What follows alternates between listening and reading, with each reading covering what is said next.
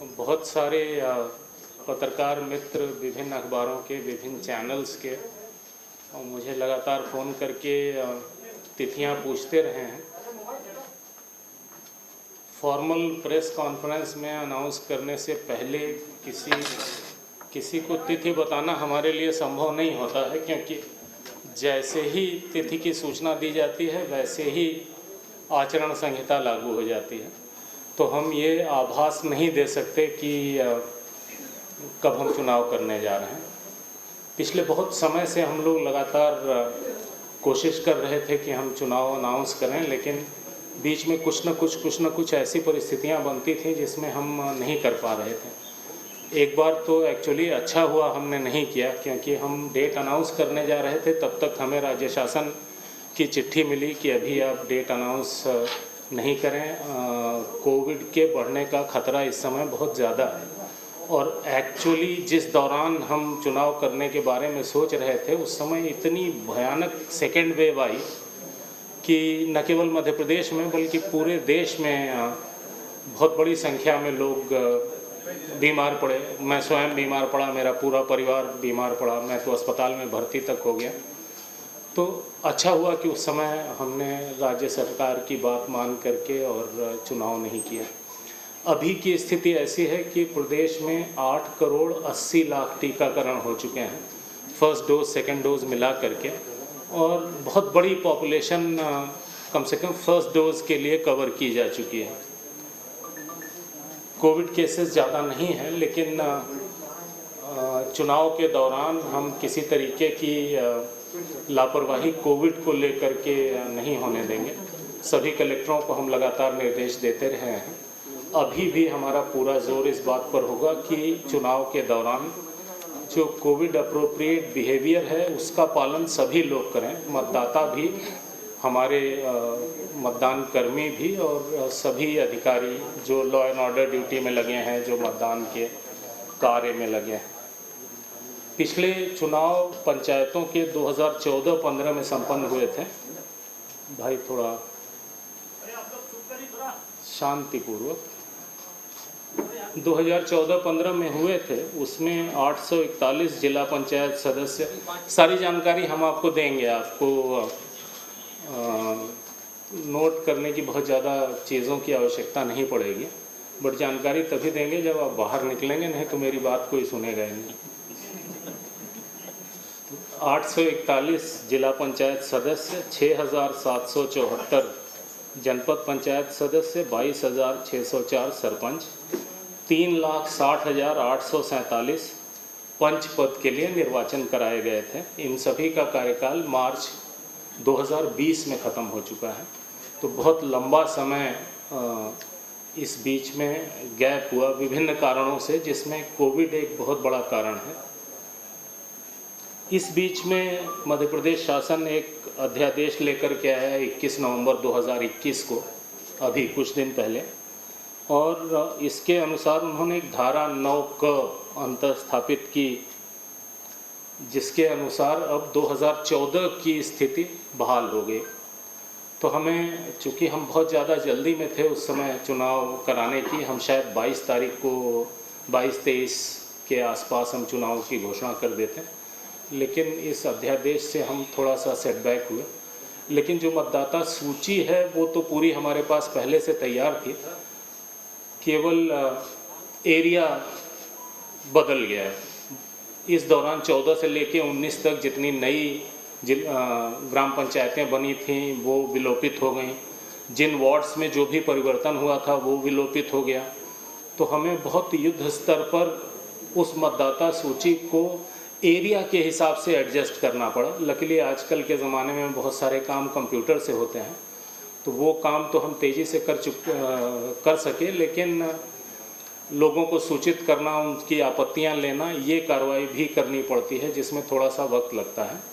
तो इसलिए थोड़ा सा और डिले हुआ हमारा, लेकिन आज हम लोग आपके समक्ष हैं।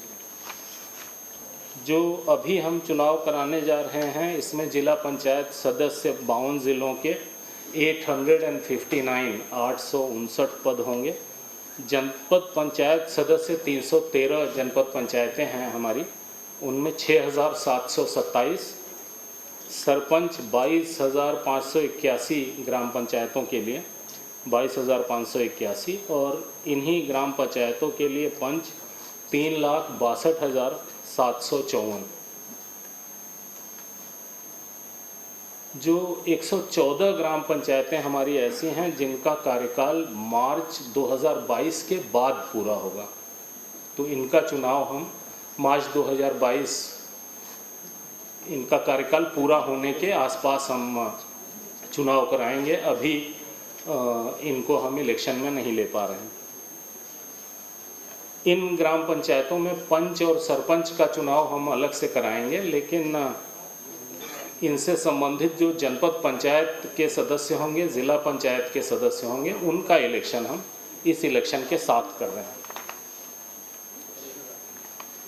जो कार्यक्रम है हमारे चुनाव का वो 3 चरणों में होगा, ये हम पहले से बता रहे थे। और 3 चरणों में इसलिए होगा क्योंकि हमारे पास जितनी ईवीएम हैं उन्हीं को हमें 3 बार यूज़ करना पड़ेगा, इसलिए 3 चरण में हमें करने की ज़रूरत है। और एक बार जब हम ईवीएम को यूज़ कर लेते हैं तो उसका डीएमएम जिसमें सारा रिकॉर्ड होता है वो निकाल के हम रख लेते हैं, और ईवीएम की क्लीनिंग होती है, फर्स्ट लेवल चेक हम उसको कहते हैं, और फिर उसे उपयोग लायक बना करके तब हम अगले राउंड का चुनाव करते हैं। इसमें 15-20 दिन का समय लगता है, तो उतना गैप हमें हर चरण में देना पड़ता है। तो प्रथम चरण में हम 85 जनपद पंचायत ले रहे हैं, इसमें 6,283 ग्राम पंचायतें होंगी और मतदान केंद्र 19,998 होंगे। दूसरे चरण में 110 जनपद पंचायतें होंगी, 8,015 ग्राम पंचायतें होंगी और 24,840 इसमें मतदान केंद्र होंगे। तीसरे चरण में 118 जनपद पंचायतें होंगी, 8,397 ग्राम पंचायतें ली जाएंगी और 26,560 मतदान केंद्र होंगे। इसमें कुल मिला के 313 जनपद पंचायतें, 22,695 ग्राम पंचायतें और 71,398 मतदान केंद्र होंगे। एक चरण में जिन ज़िलों को लिया जाएगा उनकी संख्या है 9, 2 चरण में जिन ज़िलों को लेंगे उनकी संख्या है 7, बाकी 36 ज़िलों को हम 3 चरण में लेंगे।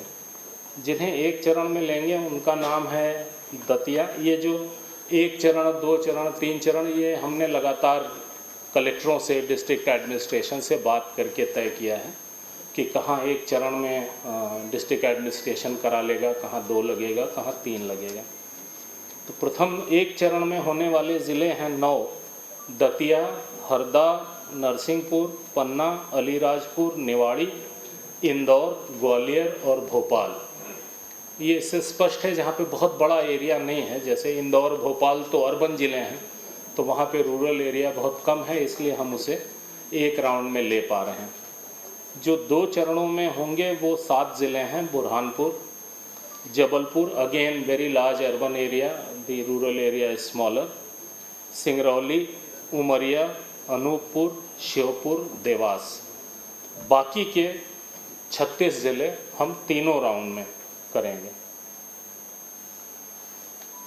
1/1/2021 की स्थिति की मतदाता सूची का अंतिम प्रकाशन हम 3 मार्च 2021 को कर चुके हैं और इस मतदाता सूची के अनुसार 3,92,00,000 मतदाता हैं।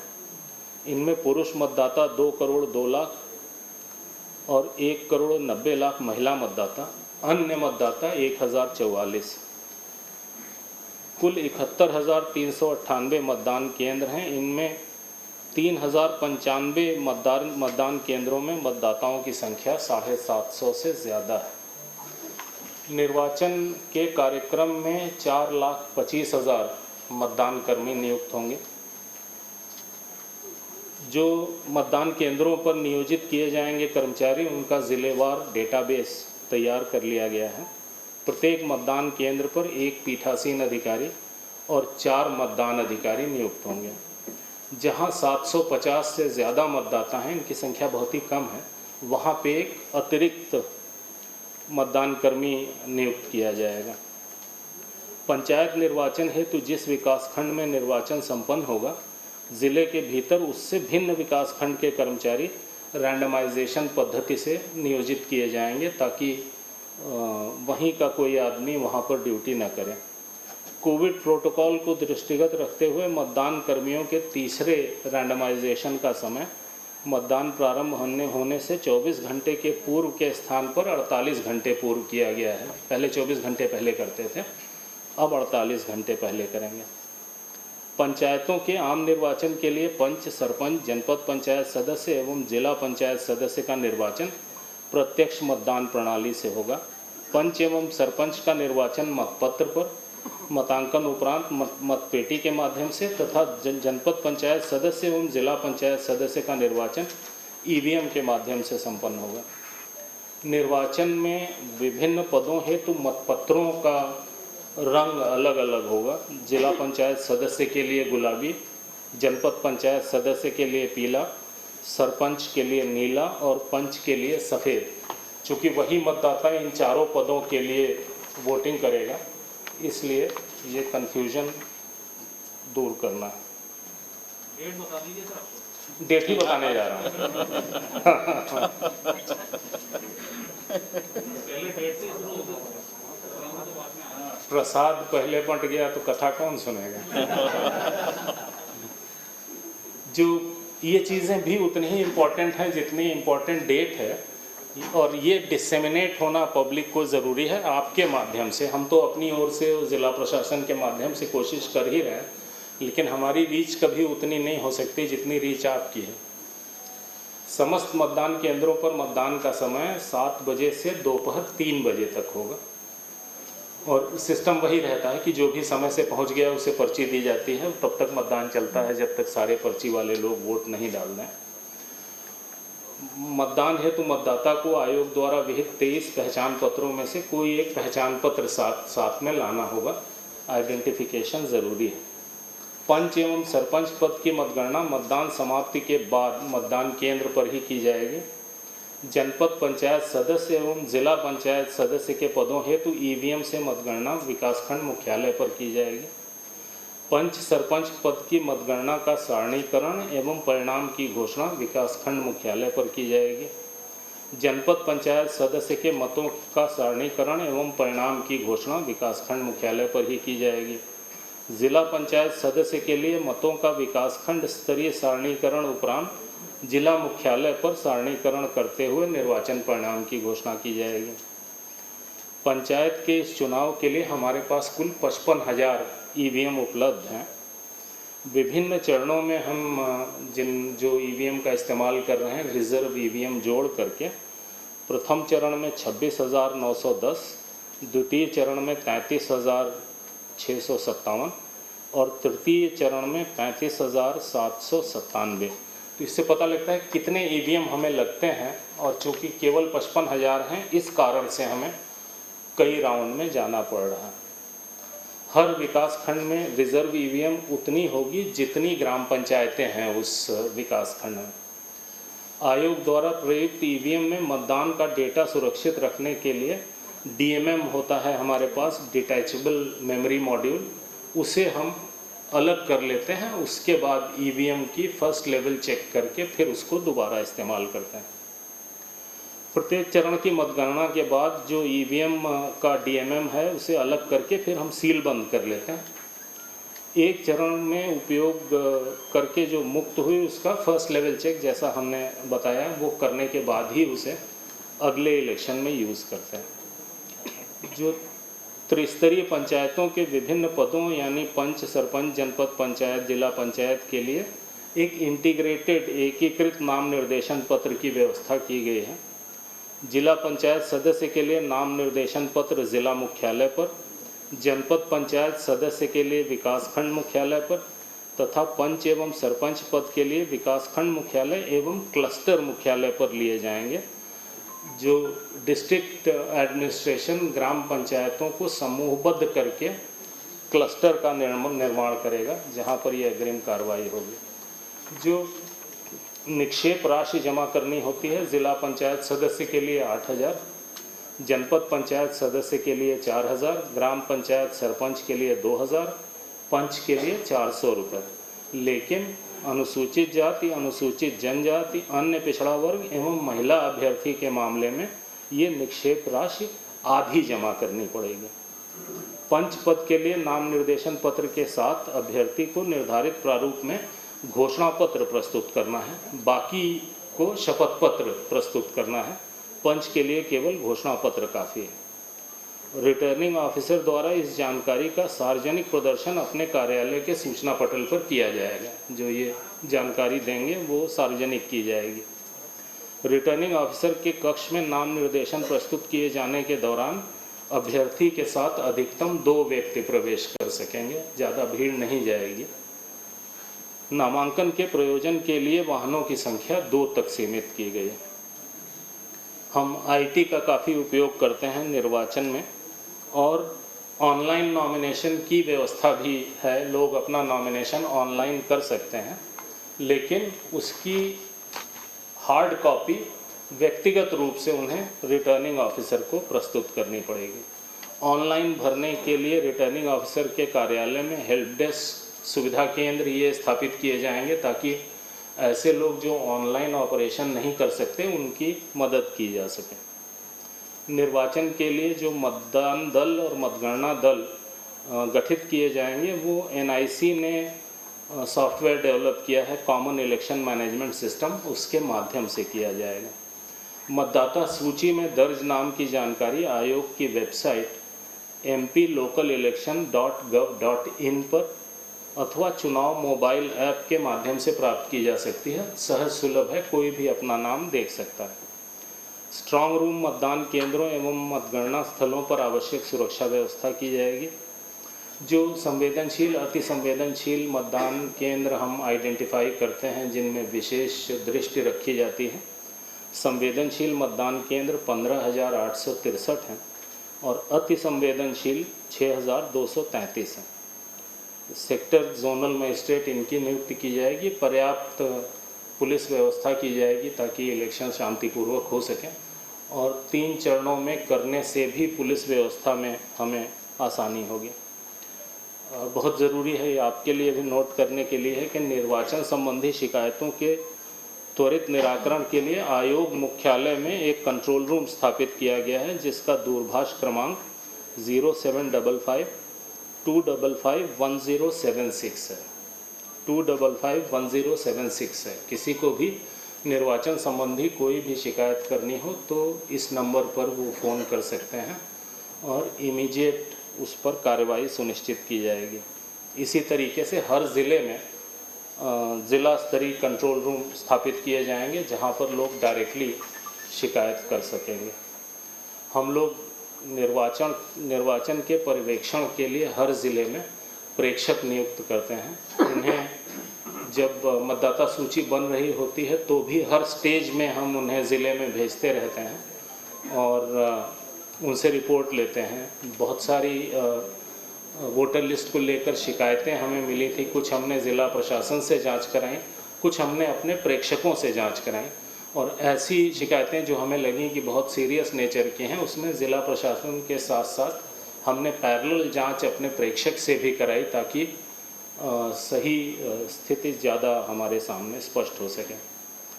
मतदाता जागरूकता के लिए systematic education, nurturing, sensitisation, electorate से संबंधित गतिविधियों का आयोजन करते हैं हम लोग कंटिन्यूअसली। अभी इस बीच में और करेंगे। मतदाताओं को ईवीएम की कार्यप्रणाली से अवगत कराते हुए अधिक से अधिक मतदान करने के लिए प्रेरित किया जा रहा है। हमारी जिम्मेदारियों में से एक जिम्मेदारी ये भी है कि ज़्यादा से ज़्यादा लोग चुनाव में भाग लें। मतदान के दौरान कोविड संक्रमण से बचाव के लिए हमने क्या क्या प्रबंध किए हैं, ये भी हम मतदाताओं को लगातार बताते जा रहे हैं, ताकि उन्हें पता लगे कि उनकी सुरक्षा के लिए क्या किया जा रहा है। उसके साथ साथ उन्हें खुद अपनी सुरक्षा के लिए क्या करना है, ये जानकारी दी जा रही है। आज जैसे ही चुनाव की घोषणा होती है, वैसे ही आदर्श आचरण संहिता लागू हो जाएगी।